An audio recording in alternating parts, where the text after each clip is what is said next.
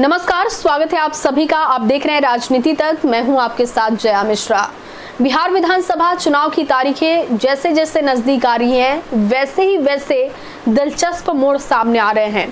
पहले फेज की वोटिंग 28 तारीख को होने वाली है, लेकिन पहले फेज में मुश्किलें किसके लिए ज्यादा हैं? आंकड़े क्या बनते हुए दिखाई दे रहे हैं? 2015 के आंकड़ों के हिसाब से इस वक्त समीकरण क्या बनते हुए दिख रहे हैं? मौजूदा स्थिति में समीकरण क्या बनते हुए दिख रहे हैं? इसी का आकलन मैंने किया है और आंकड़ों के जरिए मैं आपको समझाऊंगी कि क्यों ये तेजस्वी यादव के लिए साख की लड़ाई है, तो दूसरी तरफ एनडीए के लिए भी राह आसान नहीं है। जैसा कि आपको पता है कि पहले फेज में 71 सीटें हैं और इन 71 सीटों में से सबसे ज्यादा सीटें इस वक्त आरजेडी के पास है, लेकिन नीतीश कुमार के 7 ऐसे मंत्री हैं जिनकी साख दांव पर है। उन मंत्रियों का नाम भी मैं आपको बताऊंगी, लेकिन सबसे पहले आपको बताती हूं कि क्यों आरजेडी के लिए मुश्किलें इस वक्त ज्यादा दिखाई दे रही हैं पहले फेज में। दरअसल आरजेडी का किला माना जाता है, जो पहला फेज है उसमें जो सीटें दिखाई दे रही है उसके हिसाब से आरजेडी की सीटें ज्यादा है। लेकिन 2015 में लालू प्रसाद यादव, नीतीश कुमार साथ मिलकर चुनाव लड़े थे और उन्होंने एनडीए का सफाया कर दिया था। लेकिन 2015 के बाद समीकरण कैसे बदले, परिस्थितियां क्या बनी, वो भी आप जानते हैं। महागठबंधन को छोड़कर नीतीश कुमार एनडीए की अगुवाई करने लगे। अब 2015 में किसके खाते में कितनी सीटें रहीं, वो आंकड़ा भी मैं आपको बता देती हूँ।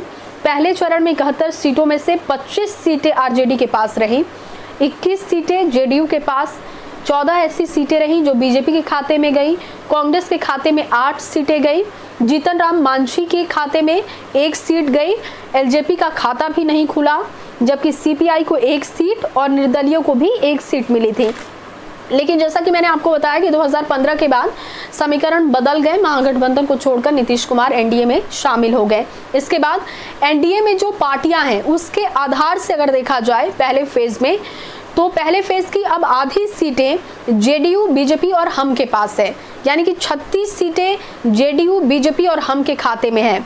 लेकिन दूसरी तरफ आरजेडी और कांग्रेस को अगर सिर्फ मिला लिया जाए तो 33 सीटें हैं, यानी कि तेजस्वी यादव के खाते में अकेले 25 सीटें थी, यानी कि सबसे ज्यादा सीटें थी।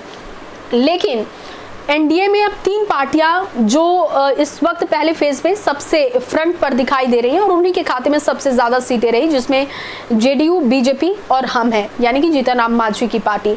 हालांकि जीतन राम मांझी के खाते में 1 ही सीट थी 2015 में, लेकिन एनडीए का हिस्सा है तो वो इस बार कितना प्रभावित कर पाते हैं इस चुनाव को देखना होगा।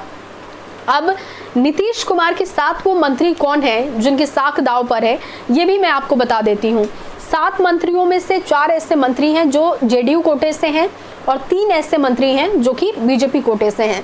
जो जेडीयू कोटे के मंत्री हैं उनमें जमालपुर से जीते शैलेश कुमार हैं जिनकी साख इस बार दांव पर है, घोसी से कृष्ण नंदन वर्मा है जिनकी साख दांव पर है, राजपुर से संतोष कुमार निराला हैं जिनकी साख इस चुनाव में दांव पर लगी हुई दिखाई दे रही है, जबकि दिनारा से जय कुमार सिंह है जिनकी साख दांव पर है।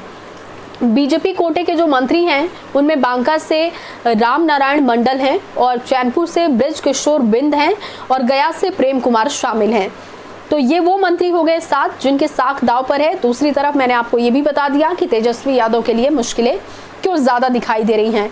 2015 में लालू प्रसाद यादव की मौजूदगी का काफी असर दिखाई दिया था और लालू प्रसाद यादव जिस तरीके से लोगों को कनेक्ट करते हैं, क्या तेजस्वी यादव, तेज प्रताप और आरजेडी के बाकी नेता उस तरीके से जनता को कनेक्ट कर पा रहे हैं नतीजों के बाद, ये साफ होगा। लेकिन जातीय समीकरण के हिसाब से पहला फेज कितना इम्पॉर्टेंट है, कितना महत्व रखता है, वो भी आपको बताते हैं। दरअसल पहले फेज में 71 में से 22 सीटें ऐसी थी जो यादव समुदाय के खाते में थी, जबकि राजपूत, भूमिहार और कुशवाहा समुदाय के 7 विधायकों ने जीत हासिल की थी।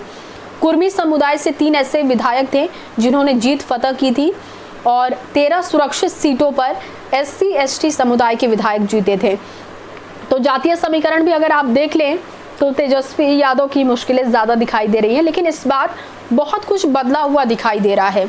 महागठबंधन में जिस तरीके की कला हमने देखी, दूसरी तरफ एनडीए में चिराग पासवान की बगावत हमने देखी, इन सब का आकलन अगर किया जाए तो मैं ये कह सकती हूँ कि सिर्फ तेजस्वी यादव की मुश्किलें ज़्यादा नहीं है, बल्कि एनडीए की भी राह आसान नहीं है। हालांकि ये हम जनता के ऊपर छोड़ देते हैं कि जनता क्या फैसला करती है। इस बार जनता किसे जीत दिलाती है, किसके सर पर मुख्यमंत्री का ताज इस बार होता है, ये देखना होगा। लेकिन मेरा समीकरण ये कहता है कि पहले फेज में सिर्फ तेजस्वी यादव के सामने अगर साख बचाने की लड़ाई है, तो दूसरी तरफ जेडीयू हो गई या फिर बीजेपी या हम, ये तमाम वो पार्टियां हैं जिनके सामने मुश्किलें बहुत ज़्यादा है और उनके सामने भी साख की लड़ाई है। फिलहाल मेरे साथ बस इतना ही, लेकिन आप बाकी की खबरों के लिए, बिहार चुनाव के अपडेट के लिए राजनीति तक के साथ बने रहिए।